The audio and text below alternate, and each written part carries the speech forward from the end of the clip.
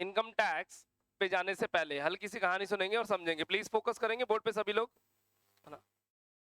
Tax, हमारे देश में विभिन्न प्रकार के टैक्स होते हैं। दो तरीके के टैक्सेस में तोड़ा गया, डायरेक्ट टैक्स जो कि गवर्नमेंट हमसे मांग करके लेती है अलग से, इनडायरेक्ट टैक्स जो कि गवर्नमेंट हमसे मांगती नहीं है, हम प्रोडक्ट खरीदते हैं, ऑटोमेटिकली प्रोडक्ट के साथ पे हो जाता है। डायरेक्ट टैक्स के दो ही एग्जांपल है, इनकम टैक्स और वेल्थ टैक्स। इनकम टैक्स और वेल्थ टैक्स, ये दोनों टैक्स ऐसे टैक्स हैं में हमें सरकारें कहती हैं कि ये टैक्स तुम दो, इसके बदले हम तुम्हें विकास और प्रगति देंगे, यानी डेवलपमेंट देंगे। ठीक है भाई, कोई प्रोडक्ट हमारे हाथ में नहीं आता। लेकिन इनडायरेक्ट टैक्स जो है उसके अंदर custom duty, excise duty, sales tax, VAT, GST, सारे टैक्स आते हैं इसके अंदर। यानी जो इनडायरेक्ट टैक्सेस हैं उनमें कुछ ना कुछ प्रोडक्ट हमारे हाथ में आएगा। ये मार्कर खरीदा, इनडायरेक्ट टैक्स दिया। ये बोर्ड खरीदा, इनडायरेक्ट टैक्स दिया। ये कपड़े खरीदेंगे, ड्रेसेस खरीदेंगे अपन, उसके साथ इनडायरेक्ट टैक्स देंगे। कोई भी प्रोडक्ट, सारे इनडायरेक्ट टैक्स पे होते रहते हैं। ठीक है ना। हम इनडायरेक्ट टैक्स की बात हमारी क्लास में नहीं कर रहे। हमारे सिलेबस में केवल और केवल डायरेक्ट टैक्स का भी एक हिस्सा है, क्या? Income tax. हम बात कर लेते हैं इनकम टैक्स की। हम बात कर लेते हैं इनकम टैक्स की। बात अगर इनकम टैक्स की करें तो इनकम टैक्स के दो हिस्से करें मैंने, एक इनकम और एक टैक्स। इनकम टैक्स में जो टैक्स का पूरा पैसा है वो जाता है मोदी जी के हाथ में, यानी सेंट्रल गवर्नमेंट के हाथ में। स्टेट गवर्नमेंट को यहां से कुछ भी नहीं मिलता। स्टेट से कुछ भी नहीं मिलेगा, सारा का सारा मिलेगा सेंट्रल गवर्नमेंट को, मिलेगा पूरा का पूरा। यानी गहलोत जी को इनकम टैक्स मिलता है क्या? नहीं मिलता। गहलोत जी को कोई इनकम टैक्स नहीं मिलता। इनकम, आपके घर में आने वाली सैलरी, आपके घर में आने वाले मकानों का रेंट जिसको बोलते हैं हाउस प्रॉपर्टी, आपके घर में आने वाला बिजनेस एंड प्रोफेशन का पैसा, आपके घर में आने वाला कैपिटल गेन यानी असेट्स को खरीदने से बेचने से आने वाला पैसा, कोई प्रॉपर्टी चीज बेची उससे पैसा, और पांचवा और आखिरी इनकम फ्रॉम अदर सोर्सेज। इन सब को जोड़ के आती है पूरी पूरी इनकम, और उस इनकम पे क्या लगता है बच्चों? टैक्स। हम इस पूरी कहानी का सबसे मेन और अहम एरिया, सबसे इंपॉर्टेंट वाला एरिया सैलरी पढ़ने जा रहे हैं। ठीक है। सैलरी की दो तरह की क्लासेस अवेलेबल है। एक क्लासेस स्लो नॉर्मल स्पीड से, है ना, वो ऑलरेडी एप्लीकेशन पे डली हुई है। ये वाली क्लास जो है ये फास्ट क्लास चलेगी। इस क्लास में लिखने की परमिशन नहीं है। आपको लिखने के लिए या तो पीडीएफ्स लेनी पड़ेंगी रिसेप्शन से, या फिर आपको सॉफ्ट प्रिंट आउट रिसेप्शन दे देगा। तो प्रिंट आउट रिसेप्शन अभी क्लास में हम डिस्ट्रीब्यूट करवा देते हैं, यानी लिखना नहीं है। लिखना कहाँ है? घर पर। उन्हीं नोट्स की मदद से स्लो स्पीड में साफ साफ घर पे नोट करना पड़ेगा आपको। समझ पा रहे हैं मेरी बात को? ठीक है। या फिर क्लास की मदद से, यानी वीडियो क्लास की मदद से। आज की क्लास का वीडियो भी आपके एप्लीकेशन में अवेलेबल मिल जाएगा आपको आज ही, है ना। पढ़ना शुरू करते हैं, उसके लिए हम बढ़ते हैं सैलरीज की तरफ। सुनना और समझना शुरू करें। सैलरी, सभी लोग प्लीज बोर्ड पे, बुक्स वगैरह की किसी की नीड नहीं है, सुनते जाए और समझते जाए। सैलरी, आप लोग क्या समझते हैं? मैंने पूछा आपके घर में इनकम कहां से आती है, आपने, इन्होंने बोला मेरे पापा गवर्नमेंट एम्प्लॉय, इन्होंने बोला मेरे पापा एक प्राइवेट कंपनी में जॉब करते हैं। ठीक है। गवर्नमेंट एम्प्लॉय हो चाहे प्राइवेट एम्प्लॉय, दोनों के घर में तनख्वाह आती है, सैलरी आती है, वेतन आता है। तनख्वाह सैलरी वेतन एक ही बात है। जो पैसा आता है उसे सैलरी हेड में टैक्सेबल किया जाएगा, गवर्नमेंट एम्प्लॉय का भी और प्राइवेट टैक्स लगता है, दोनों पे लगता है। सैलरी की definition, anything received, anything received by an employee, comma, from his employer। Employee को मिले किससे? अपने एम्प्लॉयर से। अपने कर्मचारी को अपने नियोक्ता से मिले क्या? इन कैश और इन काइंड्स, अजी नगद में पैसा मिल जाए तो, वस्तुएं मिल जाए तो, डायरेक्टली और इनडायरेक्टली, सेठ जी डायरेक्ट लेते या फिर सेठ जी घुमा फिरा के हमारे को पैसा पहुंचाए। सेठ जी ने मेरे हॉस्पिटल का बिल पे कर दिया, मैं हॉस्पिटल में बीमार रहा, सेठ जी ने हॉस्पिटल का बिल पे कर दिया, यानी सेठ जी ने मुझे पैसा दिया, डायरेक्ट दिया इनडायरेक्टली दे दिया, इनडायरेक्टली दे दिया, पैसा मेरे को ना देकर के मेरे हॉस्पिटल वालों को दे दिया, तो मेरे लिए इनकम हो गई ना, है ना। एनीथिंग रिसीव्ड, कुछ भी मिले एम्प्लॉय को सेठ जी से, कैश में या काइंड्स में, डायरेक्टली या इनडायरेक्टली, कब मिलना चाहिए, इन प्रीवियस ईयर, कौन सा 2020-21, आप लोगों के लिए प्रीवियस ईयर 2020-21 है। सर ये क्या होता है प्रीवियस ईयर, समझाते हैं, इधर आओ। एक साल जो बीत गया वो है 2020-21, खत्म हो चुका है साल, अभी चल रहा है 2021-22, 21-22 तो चल रहा है, 21-22 चल रहा है ना।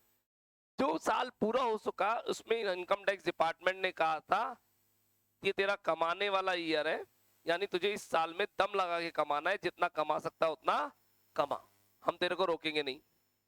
जो कमा ले उस पर 2021-22 में क्या कर देना, टैक्स कैलकुलेट करके पे कर देना, tax calculate, hold, tax calculate करना सबसे पहले, और फिर कैलकुलेट करके उसी टैक्स को पे भी कर देना। कब, 21-22 में। अभी 21-22 चल रहा है, आपको टैक्स की कैलकुलेशन और पे करना है, कौन सी इनकम की, जो 20-21 में कमा लिया था, समझ में आ रही बात, ठीक है। ये आपके लिए है, जो बच्चा भी फर्स्ट ईयर में है वो अगले साल सेकंड ईयर में आएंगे, उनके लिए प्रीवियस ईयर होगा 21-22 और असेसमेंट ईयर बन जाएगा 22-23।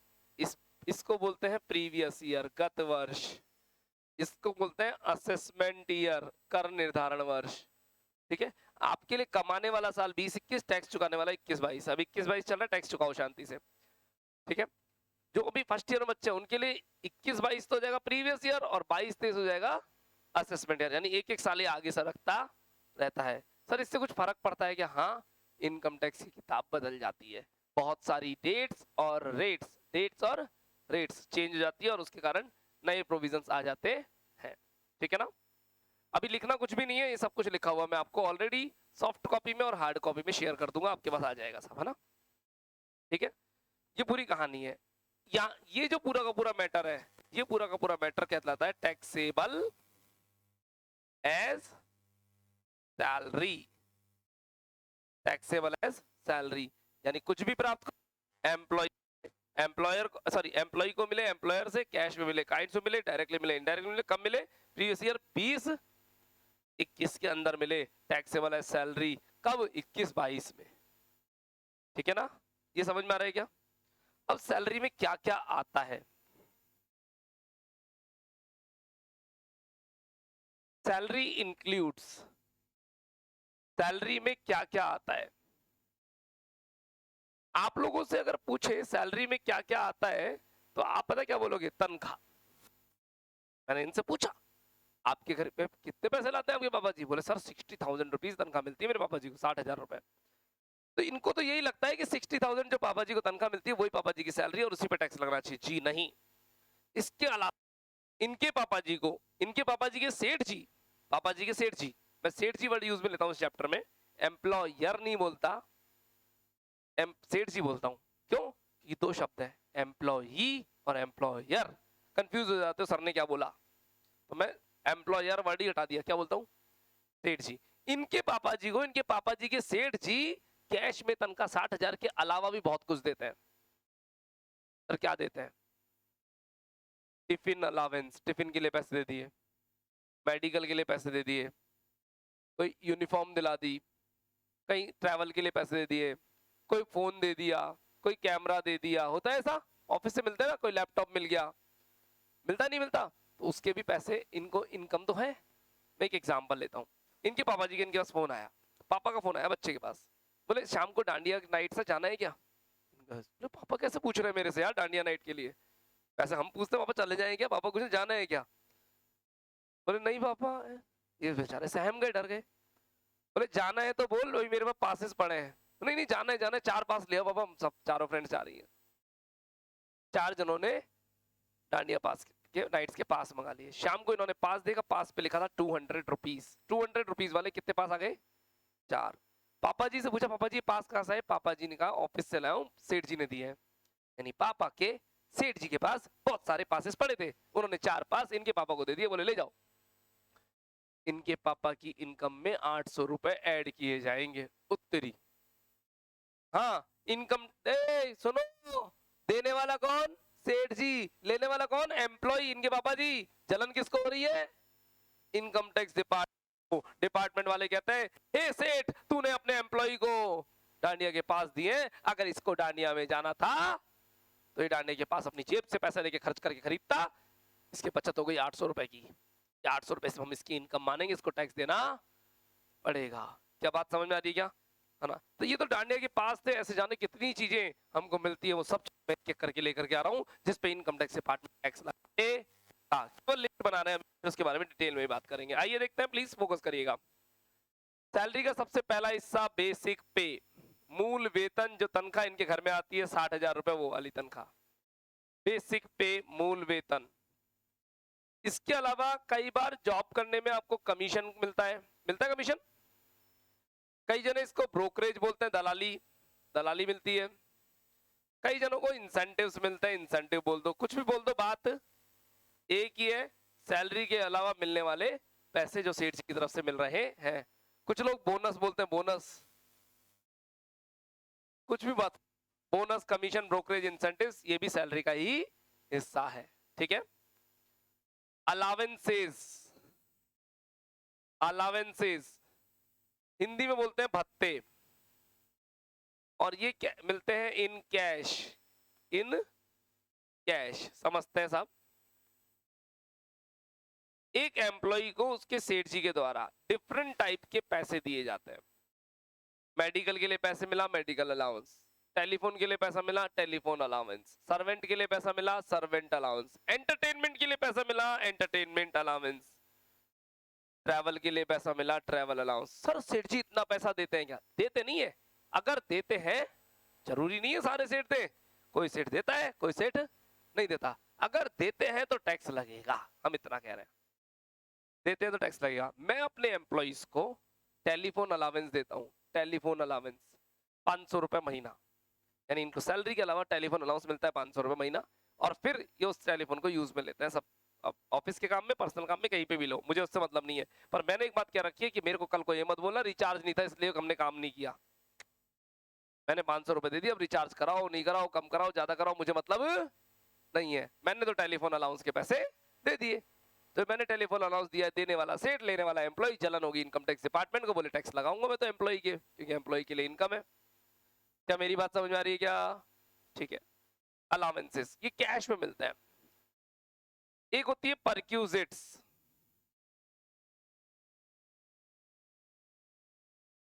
परक्यूजिट्स, परक्यूजिट्स बोले तो अनुलाभ, इसको शॉर्ट में पर्क्स बोलते हैं। एक मिनट, यहाँ क्यों है, यहाँ के है, ध्यान रखिएगा, यहाँ क्यों है, यहाँ के है। पर्क्स ये मिलती है इन काइंड्स।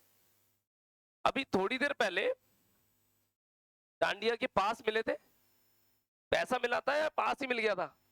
पास मिल गया था, काइंड्स में मिल गया था ना, कैश थोड़ी मिला था, काइंड्स में मिल गया था, परक्यूजिट थी वो। मोबाइल मिल जाए परक्यूजिट है। यूनिफॉर्म के पैसे मिले, अलाउंस है, यूनिफॉर्म मिल जाए परक्यूजिट है। मकान में रहने के लिए, मकान में रहने के लिए सेठ जी किराया दे दे, अलाउंस। मकान की चाबी दे दे दो, परक्यूजिट है। समझ में आ रही बात? सेठ जी मेडिकल ट्रीटमेंट के लिए पैसे दे दे, मेडिकल अलाउंस है। सेठ जी इलाज ही करा दे, बोले इलाज करा ले, परक्यूजिट है। समझ में आ रही है बात? पर दोनों पे टैक्स लगता है। ठीक है। ग्रेच्युटी, रिटायरमेंट के टाइम पर मिलने वाली मोटी धनराशि। रिटायरमेंट के टाइम पर एक बड़ा अमाउंट मिलता है ना, इस ग्रेच्युटी बोलते हैं। इनकम टैक्स डिपार्टमेंट इस पर भी टैक्स लगाता है। सुना होगा आपने 50 लाख, 60 लाख, 70 लाख रुपए मिलते हैं रिटायरमेंट के टाइम पे। मिलते हैं क्या? मिलते हैं। गवर्नमेंट एम्प्लॉय को तो मिलते ही मिलते हैं, प्राइवेट एम्प्लॉय को ही मिलते हैं अगर बड़ी कंपनियों में हो तो, बड़ी पोस्ट पे हो तो, है ना? ठीक है। पेंशन, टू रिमूव बुढ़ापे की टेंशन। पेंशन और ग्रेच्युटी में अंतर, ग्रेच्युटी मिलती है एक साथ 70 लाख रुपए ले जाओ, पेंशन मिलती है महीने दर महीने। दोनों पे टैक्स लगता है, टैक्स दोनों पे लगता है। लीव एनकैशमेंट, लीव एनकैशमेंट, छुट्टियों के पैसे मिलना। ऑफिस की छुट्टी है, लेकिन एम्प्लॉय को कहा हुआ है अगर ऑफिस आएगा तो आजा, और आएगा तो तेरे को एक्स्ट्रा तनख्वाह मिलेगी। जैसे हमारे इंस्टीट्यूट में हम बात करें, हमारे इंस्टीट्यूट में संडे की छुट्टी एम्प्लॉइज के लिए क्या रखा है, भाई छुट्टी लेनी है तो ले लो, और आओगे तो उस दिन की तनख्वाह अलग से मिल जाएगी। भाई मान लीजिए किसी की तनख्वाह 15,000 रुपए है, तो 15,000 रुपए तो हमने आपकी छुट्टियों के साथ अनाउंस कर, छुट्टी वाले दिन आओगे उसके पैसे extra मिलेंगे। उससे क्या कहा, लीव एनकैशमेंट, जो छुट्टी के पैसे मिल रहे हैं उसे अलग से तनख्वाह मिलेगी, इनकम टैक्स डिपार्टमेंट उस पर भी टैक्स लगाएगा। ठीक है,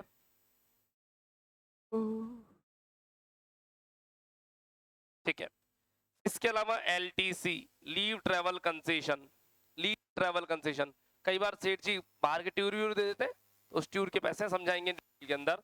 PF, प्रोविडेंट फंड के पैसे मिलते हैं, है ना, इसके बारे में डिटेल बताएंगे। बहुत सारे टॉपिक्स, है ना, इन सब टॉपिक्स के बारे में हमें डिटेल में डिस्कस करना है, धीरे धीरे धीरे धीरे करेंगे इनके बारे में। सैलरी में बहुत सारे टॉपिक्स आने वाले हैं, बड़ा चैप्टर है, बहुत बड़ा चैप्टर है। करें शुरू, आ जाओ। सैलरी में हम पढ़ेंगे गोल्डन रूल, सुनहरा नियम।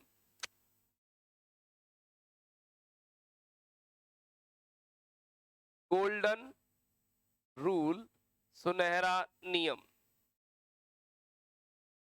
सैलरी ड्यू और रिसीव, दोनों में से टैक्स कब लगेगा, जब कमाएंगे तब या जब प्राप्त करेंगे तब? दोनों में अंतर होता है, कमाते कभी और है, प्राप्त कभी और होती है। ऐसा हो सकता है कभी और, कहीं वैसे तो जनरली क्या होता है, जब कमाते हैं जब भी प्राप्त हो जाती है। कभी कभी क्या होता है, कमाते पहले प्राप्त बाद में होती है। कई बार एडवांस में ले लेते हैं, पहले सैलरी आ जाती है, ड्यू बाद में होती है। टैक्स कब लगेगा, दोनों में से जो पहले हो, विच एवर इज अर्लियर, दोनों में से जो पहले हो, दोनों में से जो पहले हो उस टाइम टैक्स लगेगा। अब मजे की बात देखना, बड़ी शानदार चीज दिखाऊंगा, इधर आओ। मैंने एक साल जॉब करी मेरे सेठ जी के, पूरे 12 महीने, है ना। सेठ जी ने इस 12 महीने की सैलरी मुझे दे दी। मैंने सेठ जी मान लीजिए मेरी 12 महीने की सैलरी थी 1,20,000 रुपए, ले ली सेठ जी से पूरी की पूरी। मैंने सेठ जी को कहा, सेठ जी मेरी सिस्टर की शादी है, पैसों की और जरूरत है। बोले ले तो ली तनख्वाह, और क्या लेगा? मैंने कहा थोड़ा एडवांस दे दो, थोड़ा एडवांस। बोले फिर चुकाएगा कैसे? मैंने कहा अगले साल काम करूंगा ना आपके यहाँ, तब मत देना मेरे को, और क्या लोगे?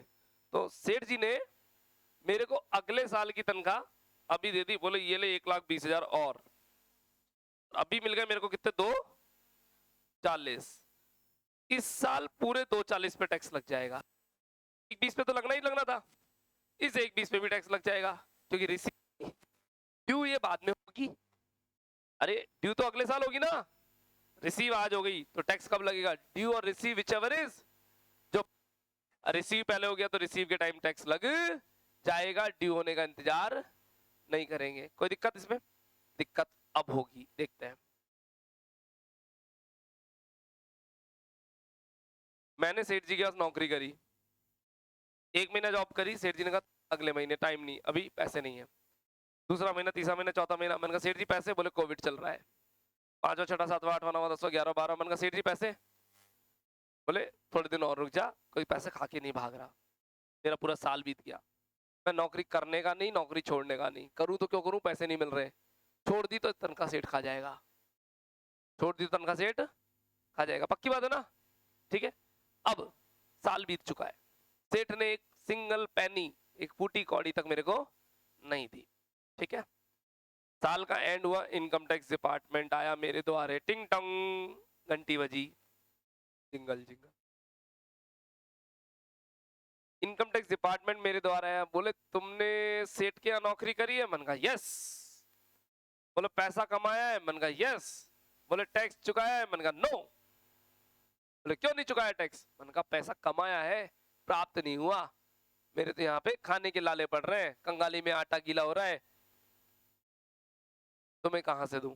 बोले नहीं, तुम्हें देश के विकास और प्रगति में भागीदार बनना होगा। मैंने कहा ओ बेवकूफ, मैंने कहा मेरा विकास और प्रगति दोनों रुके हुए हैं, तुम्हें कहां से दूं मैं? बोले हमें मतलब नहीं है, तुम्हारा सेठ तुम्हें फ्यूचर में पैसे देगा, उस दिन टैक्स मत देना, सैलरी ड्यू तो हो गई ना। मैंने कहा रिसीव तो बाद में होगी ना। बोले रूल पढ़ लो ना, ड्यू और receive which ever is earlier, दोनों में से जो पहले हो जाए। तो ड्यू और रिसीव, बोलो क्या हो रहा है? ड्यू पहले हो गया तो आज टैक्स दो। मैंने कहा कहां से दूं, पैसा तो है ही नहीं। बोले घर के बर्तन बेचो, लोन ले, हमको मतलब नहीं है, देश के विकास में आपको भागीदार बनना पड़ेगा। ये खतरनाक नियम। अब आपके माइंड में क्या आ रहा है इस पॉइंट को सुन करके, सोचिए।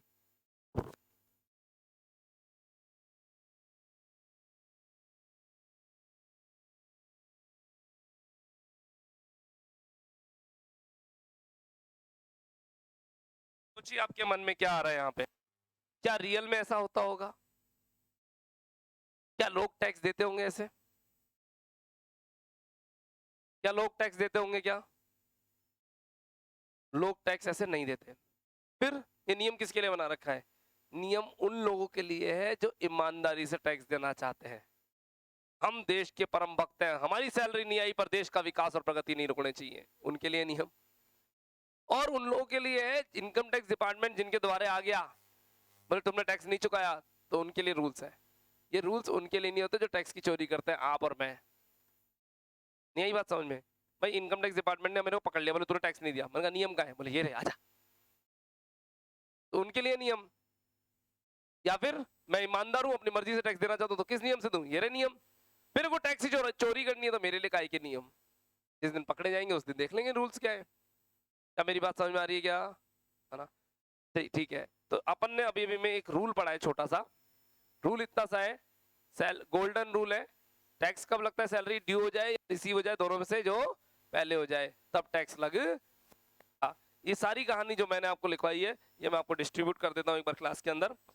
आप जिनको पीडीएफ मांगनी हो, सैलरी पीडीएफ लिख करके मेरे फोन नंबर 9983912345 पे लिख दीजिए salary notes PDF. Salary notes PDF लिख दीजिए, आपको सैलरी के नोट्स की एक पीडीएफ व्हाट्सएप पर आ जाएगी। जिन बच्चों के लिखा हुआ नहीं है वो सैलरी के नोट्स ले लीजिए रिसेप्शन से, इन सब भैया से आप दे दीजिए, ज्यादा डिस्ट्रीब्यूट कर लेंगे अपने आप। खुद का रखिए, पीछे दे दीजिए।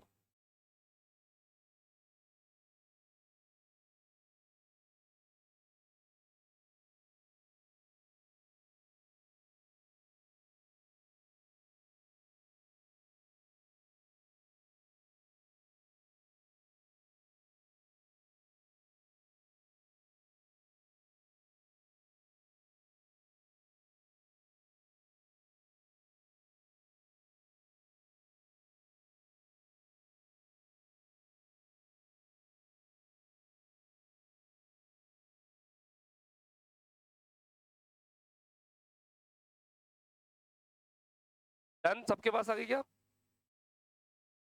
लिखा हुआ है?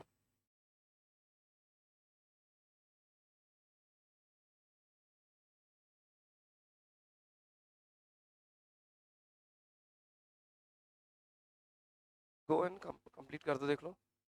अब जाके कंप्लीट करो फटाफट फटाफट जल्दी से। यस, सैलरी की कंप्यूटेशन देखते हैं एक बार, सैलरी की कंप्यूटेशन कैसे होती है। इन नोट्स के पेज नंबर 2 पर मैं आ गया हूं। पेज नंबर 1 में एक बार पढ़ लीजिए, ऐसा ही है क्या जो मैंने पढ़ाया है?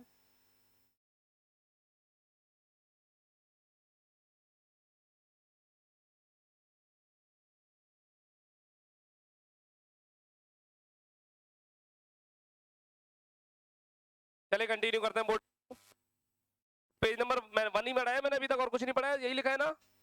मिल गया होगा आपको सेम लिखा हुआ। वापस आ जाओ बोर्ड पे। कंप्यूटेशन ऑफ सैलरी, सैलरी की कंप्यूटेशन कैसे करते हैं? Salary of computation of salary of mister x, जो भी बंदे का नाम हो, फॉर असेसमेंट ईयर लिखते हैं हेडिंग में। असेसमेंट ईयर कौन सा चल रहा है? जो भी चल रहा है, बोलो बोलो बोलो, 21-22। पर्टिकुलर अमाउंट का फॉर्मेट बनेगा। सबसे पहले आएगा बेसिक पे, ये फिक्स है। आपका मूल वेतन सबसे पहले आएगा, मूल वेतन बेसिक पे, जो भी अमाउंट हो यहां लिख लेंगे, अमाउंट से कोई फर्क नहीं पड़ता।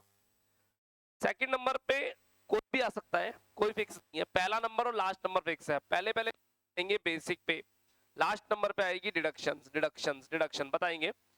इधर आओ, बोर्ड पे आओ, बोर्ड पे प्लीज। अलाउंसेस, अलाउंसेस मेरे सेठ जी ने मेरे को medical allowance, uniform allowance, entertainment allowance के नाम पर बहुत सारा पैसा दिया, मान लेते 5,000 रुपए दिया। इसमें से कुछ अमाउंट एग्जाम्प्ट हो जाता है, एग्जाम्प्ट बोले तो टैक्स फ्री, टैक्स नहीं लगता। मान लेते 3,000 का अमाउंट एग्जाम्प्ट हो गया, तो टैक्स कितने पे लगेगा बच्चों? 2,000 रुपए। ये अमाउंट मैंने मन से लिखे हैं। अलाउंस जो कैश पे मिलते हैं वो वाले ना, बताए थे ना अभी, मेरे सेठ जी ने एग्जाम्प्ट हो जाए। अभी कुछ नियम नहीं बता रहा, मैं केवल एक ओवरव्यू दे रहा हूँ, डेप्थ तो अभी शुरू होगी इस प्रोविजन के बाद। परक्यूजिट्स दिए मेरे सेठ जी ने, परक्यूजिट्स यानी कैश में या काइंड में? काइंड में। बताता हूँ कैसे। एक शाम मैं अपने सेठ जी के घर पहुंचा, क्या देखने? माल, मिठाइयाँ। अपन अपने सेठ जी के घर पहुंचे साहब। सेठ जी के घर में पहुंचते मेरी नजर इधर उधर, मैं कुछ ढूंढ रहा हूँ। मेरे सेठ जी ने कहा ड्राई फ्रूट्स। मैंने कहा सेठ जी दिवाली की राम राम। भाई तेरी नजरें कहाँ है? मैंने कहा कुछ ढूंढ रहा हूँ। सेठ जी ने कहा इधर उधर मत देख, ये देख मैंने नया फ्रिज लिया है। मैंने कहा मैं भी वही देख रहा हूँ, पुराना फ्रिज कहाँ है आप? है ना? अपने को नए फ्रिज में कोई इंटरेस्ट नहीं है, अपन पुराने फ्रिज पर अपनी गंदी नजर जमा के बैठे हैं। मैंने कहा सेठ जी पुराना फ्रिज का है। बोले दे दूंगा किसी गरीब को। मैंने कहा इतना बड़ा गरीब नजर नहीं आ रहा आपको? मैंने दे दो ना। बोले तेरे को जरूरत है तू ले जा। अपन फटाफट खड़े हुए, रिक्शा ट्रॉली लाए, फ्रिज को किया अपलोड, घर पे करेंगे डाउनलोड। अपने घर पे डाउनलोड कर लेंगे अपन, है ना? सेठ जी ने कहा इधर आ। मैंने कहा हाँ सेठ जी। बोले 2,000 रुपए रख। बोले तेरी, ये बात कब हुई थी अपनी? बोल रही है ना, 2,000 रुपए रख। अपन ने दिमाग लगाया, नया फ्रिज 25-30 हजार के आसपास का आएगा। अगर ऐसा ही सेकंड फ्रिज खरीदते लाते हैं सेम का सेम, तो बाजार में 10,000 रुपए के आसपास का आएगा। सेठ जी तो 2,000 ले रहे हैं, अभी भी फायदा है ना अपने तो। आओ, परक्यूजिट यानी उस फ्रिज की वैल्यू, मान मान लीजिए मार्केट में आता है कितने का? 12,000 का। मार्केट में से फ्रिज 12,000 का रहा है, नया 25 का आता है, पुराना 12 का रहा है ना? मेरे सेठ जी ने मेरे से रिकवरी कर ली, रिकवरी कर ली। से सेठ जी ने कहा रुपए रख के जा 4,000। कितने रखवा लिए? 4,000। अभी फायदा है ना?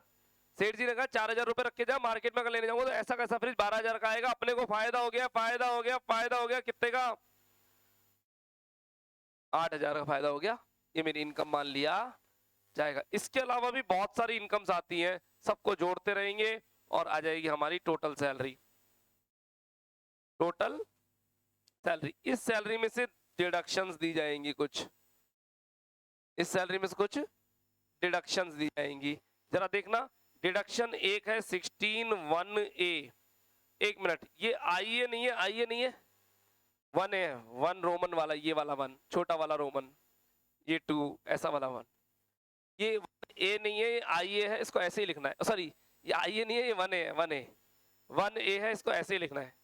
एक और डिडक्शन है 16(2) की, है क्या? एक और डिडक्शन है 16(3) की। नोट्स में 16(3) अगर लिखा हो तो 16(3) लिख लेना उसके बाद।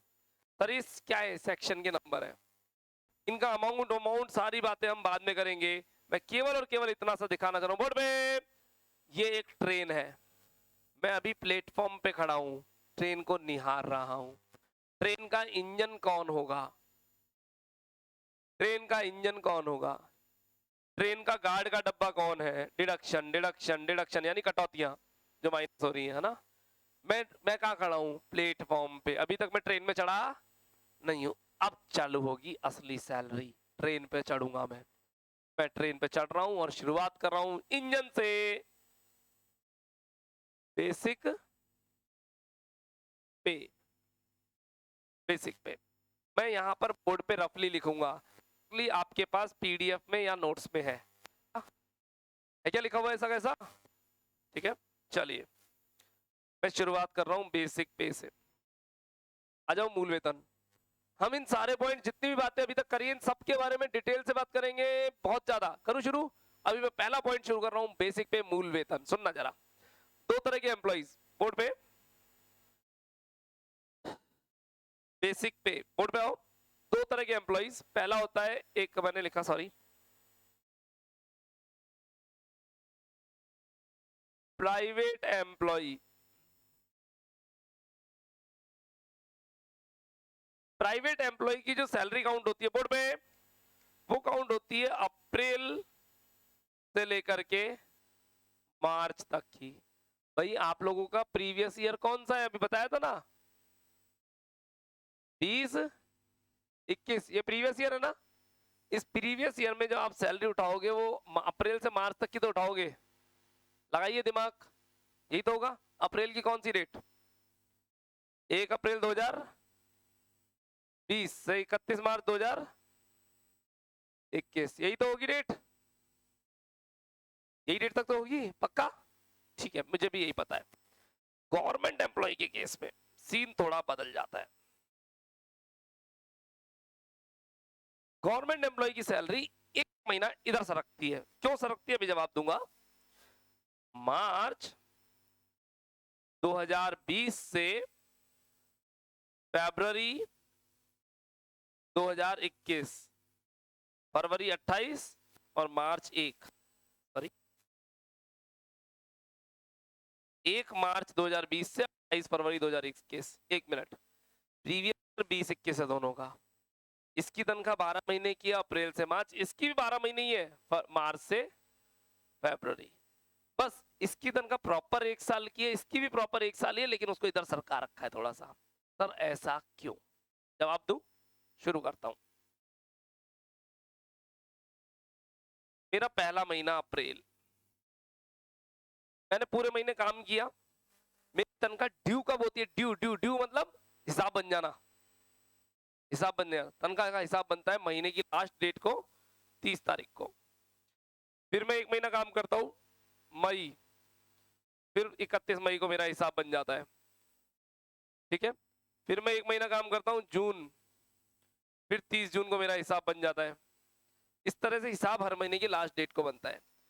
रिसीव तनख्वाह कब होती है, वो तो अगले महीने में होगी। अप्रैल की तनख्वाह, अप्रैल की तनख्वाह, अप्रैल की तनख्वाह मई की 5 तारीख, 10 तारीख, 12 तारीख, जब सेठ देगा तब रिसीव होगी।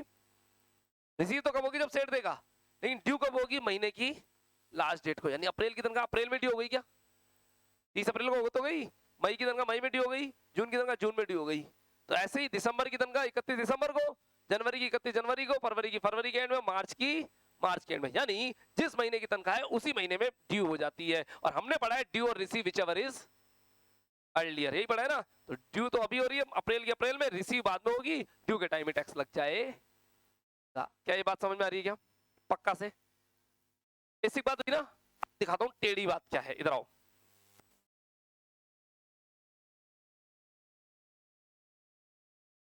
यस, टेढ़ी बात समझिएगा।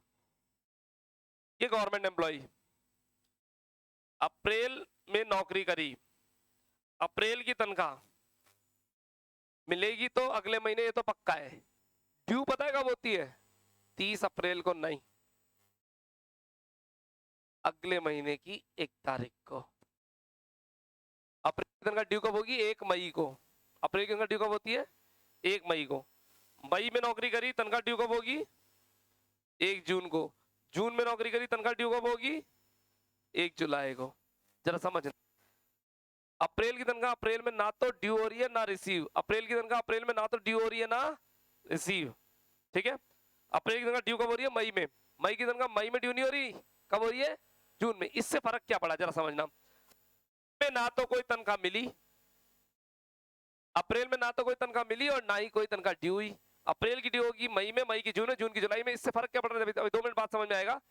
दिसंबर की जनवरी में, जनवरी की फरवरी में, यस ध्यान देना, फरवरी की तनख्वाह मार्च में, मार्च की तनख्वाह इस साल नहीं अगला साल हो जाएगा, साल बदल जाएगा। मार्च की तनख्वाह 1 अप्रैल अगले साल की 1 तारीख को। यानी इस साल की मार्च की तनख्वाह गई, गई ना। लेकिन आप भूलो मत, इस साल 1 अप्रैल को भी एक तनख्वाह मिलेगी। वो कब की मिलेगी, पिछले साल के मार्च की। ड्यू होगी नहीं होगी बताओ, इस साल की 1 अप्रैल को तनख्वाह ड्यू होगी, वो अप्रैल की होगी या मार्च की होगी, सोच के बताओ। 1 अप्रैल को जो तनख्वाह ड्यू हो रही है अप्रैल की थोड़ी होगी, वो तो मार्च की होगी। तो गवर्नमेंट एम्प्लॉय के केस में 1 अप्रैल में जो तनख्वाह ड्यू हुई है वो कब की हुई है, इधर देखो, इधर देखो। प्राइवेट एम्प्लॉय में अप्रैल में जो तनख्वाह ड्यू हुई है 30 अप्रैल को, वो अप्रैल की हुई है। गवर्नमेंट एम्प्लॉय केस में 30 तारीख को होती नहीं, 1 तारीख को ड्यू है। वो कब की हुई है? मार्च की। तो 1 महीने पीछे की सैलरी मिलती है इसको। तो इसको जो तनख्वाह मिलती है वो 1 अप्रैल को मिलती है मार्च की, लास्ट में फरवरी की मिल जाती है मार्च में, मार्च की मिलती है अगले साल अप्रैल में। और समझाने में मेरे को मेहनत लग रही है, लेकिन मैं आपको यहाँ पे थोड़ा सा शॉर्ट एंड स्वीट क्लियर करूंगा।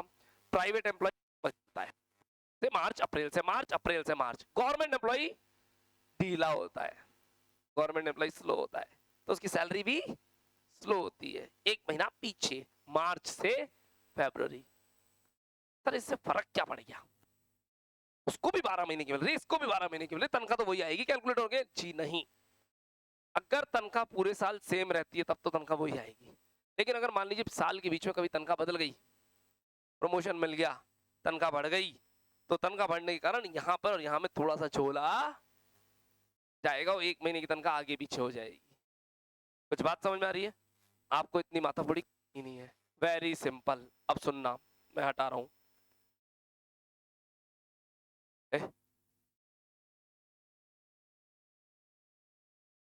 सुनना, यहाँ पे एक पैराग्राफ लिखा हुआ है, एक लाइन लिखी है, पढ़ो अपने नोट्स में। प्राइवेट एम्प्लॉय की salary due on last day of each month, last day of each month, last day of each month. समझना भैया, last day of each month, हर महीने की आखिरी डेट को, लास्ट डे को ड्यू होती है। लास्ट डे को ड्यू होती है तो अप्रैल की अप्रैल में लास्ट में, मई की मई के लास्ट में, यानी हर महीने की हर महीने तनख्वाह मिल जाती है, अप्रैल से मार्च की अप्रैल से मार्च में, कोई दिक्कत ही नहीं है। लेकिन प्राइवेट गवर्नमेंट एम्प्लॉय में क्या लिखा है नीचे पढ़े? First day of next month, first day of next month, यानी अप्रैल की तनख्वाह अप्रैल में ना ड्यू ना receive, first day of next month मई में मिलेगी। तो जो 1 अप्रैल को मिलेगी वो कब की मिलेगी? मार्च की। तो मार्च से लेकर के फरवरी तक की तनख्वाह इस साल में मिलती है इसको। तो इसमें कुछ नहीं करना, आपको इतना से याद करना है, प्राइवेट एम्प्लॉय नॉर्मल है अप्रैल से मार्च, गवर्नमेंट एम्प्लॉय ढीला है मार्च से फेब। बस इतनी सी कहानी है, इतनी सी कहानी है। इसके ऊपर कई प्रैक्टिकल क्वेश्चंस करने पड़ेंगे हमको, वो हम नेक्स्ट क्लास में करेंगे। आज की क्लास में इससे ज्यादा नहीं देखना आपको। आज के लिए इतना ही।